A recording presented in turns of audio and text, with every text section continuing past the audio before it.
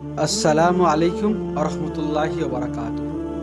আজকে আমি আপনাদের শোনাব হুজুরে পাক সাল্লাল্লাহু আলাইহি সাল্লামের সেই তায়েফের মর্মান্তিক ঘটনা।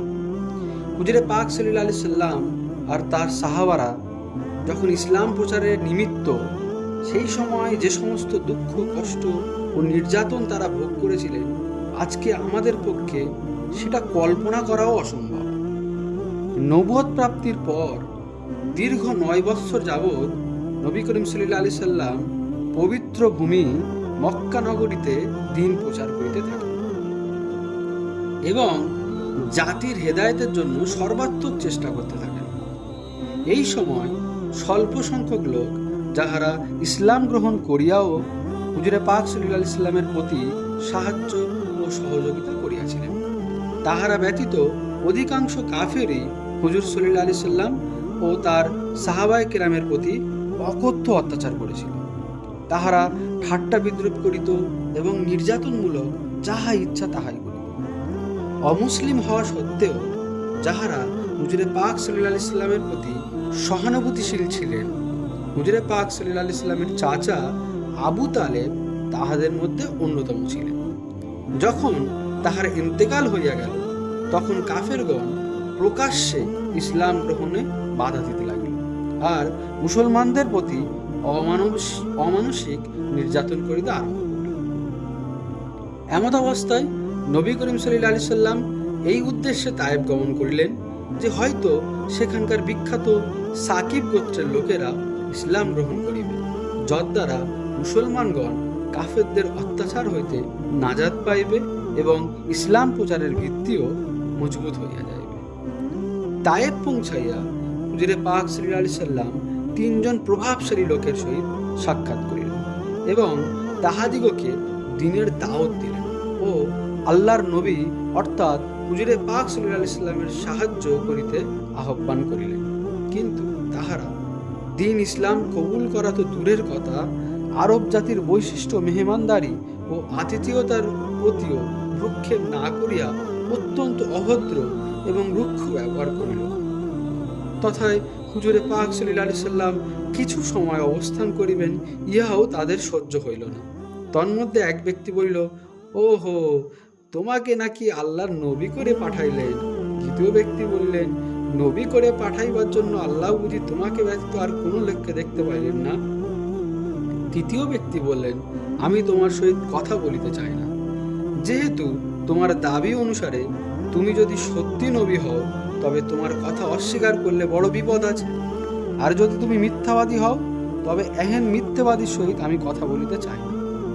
অতঃপর হুজুর সাল্লাল্লাহু আলাইহি সাল্লাম সাহস করিয়া অন্যান্য লোকদের সহিত কথা বলার ইচ্ছা করিলেন, কিন্তু কেউই তাহার সহিত আলাপ করিতে সম্মত হইল না, বরং রূঢ় কণ্ঠে সকলকেই এক বাক্যে বলিল, এক্ষুনি তুমি আমাদের শহর হইতে বাহির হইয়া যথা ইচ্ছা তথায় চলে যাও।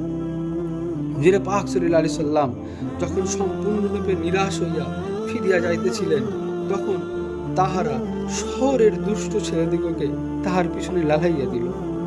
ছেলেরা হাতে তালি বাজাইয়া ঠাট্টা ও বিদ্রুপ করিতে লাগিল। এমনকি প্রিয় নবীজির উপর এমনভাবে ইট পাটকেল ও পাথর নিক্ষেপ করিতে লাগিল, যদ্বারা প্রিয় নবীজি সাল্লাল্লাহু আলাইহি সাল্লামের মুবারক শরীর হইতে রক্ত দ্বারা প্রবাহিত হইতে লাগিল ও সেই রক্তে জুতা মুবারক রক্তে রঞ্জিত হইয়া গেল।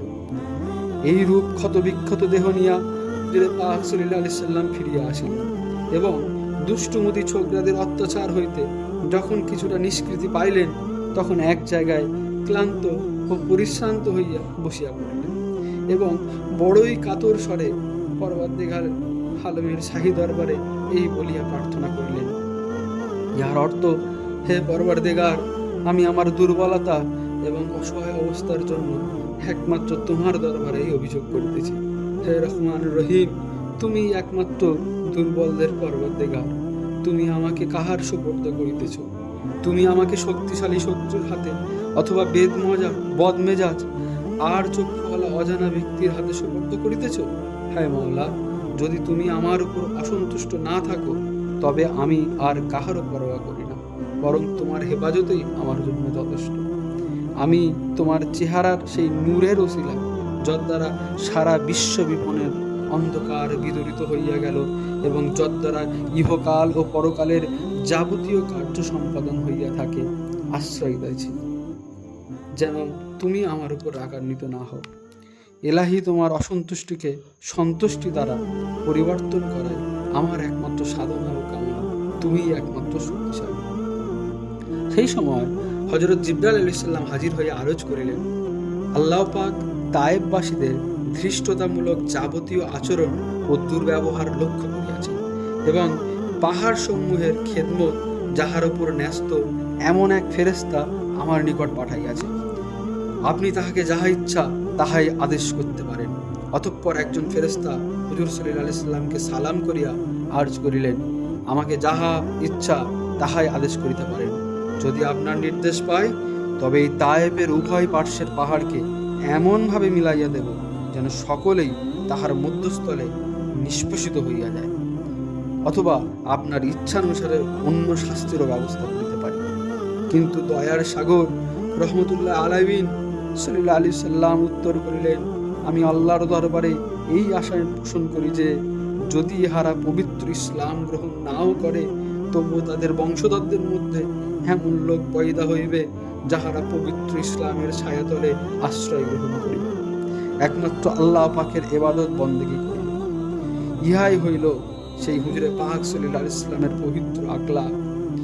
আমরা যাহার উম্মত বলিয়া সগর্বে দাবি করিয়া থাকি, অথচ কেহ আমাদের প্রতি সামান্যতম অত্যাচার করিলে অথবা কটু বাক্য বলিলে এমনভাবে ব্যথিত হই যে আজীবন উহার প্রতিশোধ গ্রহণের অপেক্ষায় থাকি এবং তাহার উপর অত্যাচারের পর অত্যাচার করিতে থাকি, অথচ নবীজির অনুগামী ও অনুসরণকারী বলিয়া দাবি করিয়াও থাকি।